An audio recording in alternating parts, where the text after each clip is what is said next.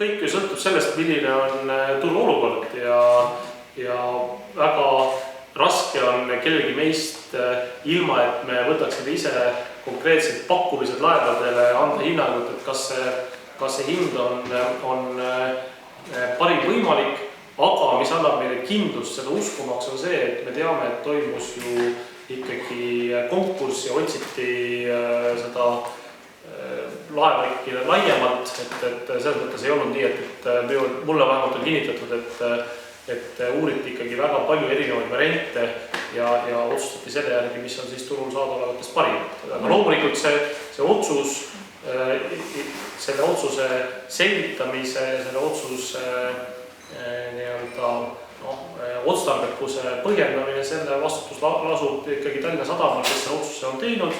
Riigi poolt meie oleme tõepoolest nõudnud, et nad peavad tagama varulaeva olemasolu, ehk siis lisaks sellele 4 uuele laevale, mis praegu Tallinna Sadam ehitab, on üks laev, mis peab kogu aeg varuks olema ja seda ma arvan, et inimesed mõistavad, miks seda varulaeva vaja on, et me kõik ju näeme, et mis siis juhtub, kui näiteks Joonasega on väga tihti igasugused tehnilised viperused, siis uute laevade puhul see tõenäosus on muidugi väiksem, et tekivad tehnilised viperused, aga siiski hoolduse ajal või mis iganes, kas või kui on mingid tõrked, siis peab olema asenduslaev olemas ja samuti ma usun, et kui on asenduslaev, siis küllap on võimalik ka suvistel tipptundidel, nagu näiteks ooperipäevad, mis praegu on käimas, või ka jaanipäeva paikut on võimalik teha siis ka mitme laevaga neid reise, et selle juhul on see kindlasti mõistlik.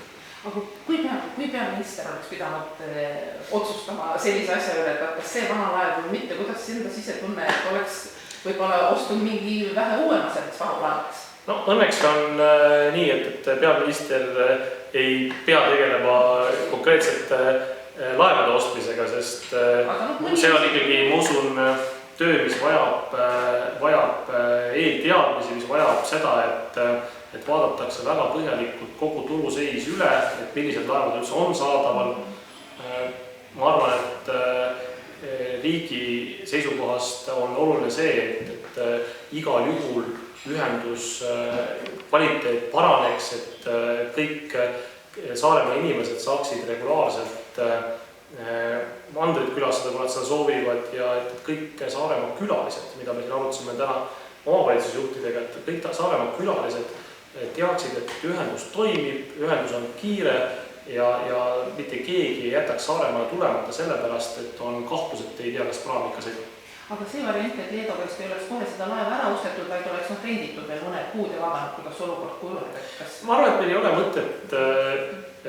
Esiteks avalikkuses ei ole öeldud välja selle laeva ostmise täpselt tingimusi. Minule teadaolevalt on selline olnud siis osapoolte vaheline kokkulepe, et neid tingimusi kõikides detailides ei avalikustata, aga meil ei ole mõtet minna kaasa nende spekulatsioonidega, et mis oleks siis, kui nagu leida teistsugune lahendus ilma, et me teaksime kõikide fakte ja detaile.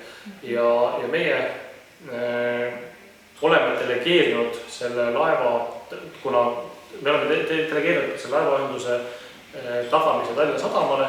Tallinna Sadam on lepinguliselt kohustatud riigi ees selle tagama ja seda, kuidas nad seda korraldavad, seda peavad nemad ise siis parimal võimalikul moel otsustama ja selleks on selle ettevõttes juhatus, selle ettevõttes on nõukogu, kus on väga lugupeetud inimesed, et nemad teavad kõiki detaile ja nemad on ka siis riigi poolt volitatud seda otsustust parimal võimalikul moel tegema. Ma arvan, et kui teie või mina nii-öelda ainult lehte lugedes või lehe lugemise info pealt püüaks seda otsust teha, siis see oleks kindlasti palju keerulisem kui Tallinna Sadama juhtidel omades tegelikku informatsiooni.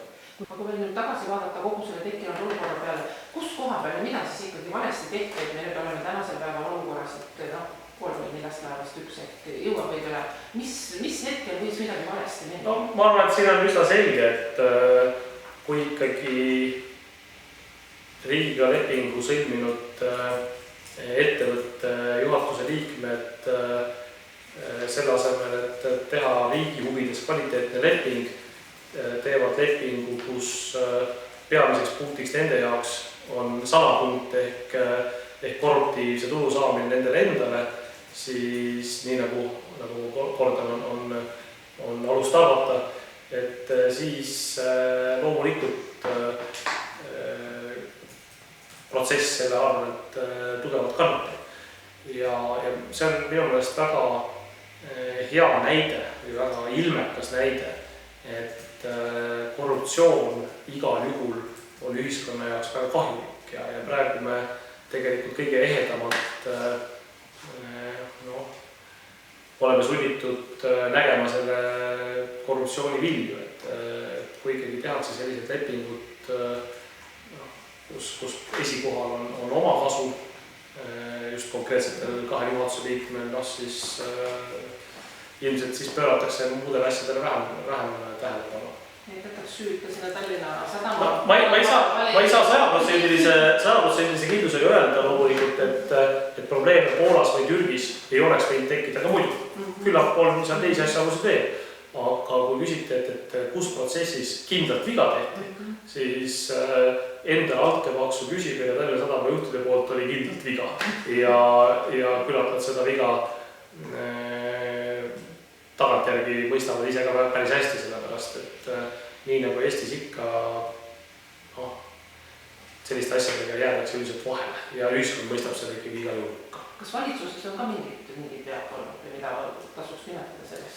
No, kui me võtame selle protsessi nagu tervikuna, siis ma arvan, et see, et riik soovib tagada kindlustunde pikaajaliselt, on tegelikult õige ja vajalik.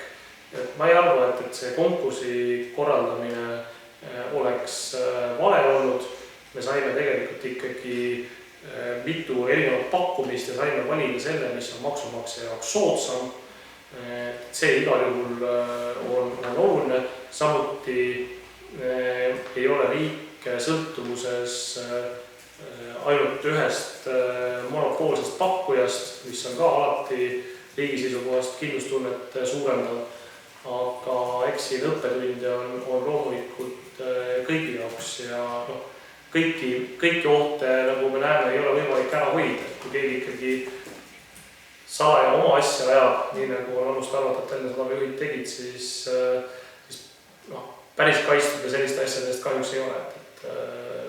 Seal on kindlasti ütleme, üks selline väga valus õppetöö kannus.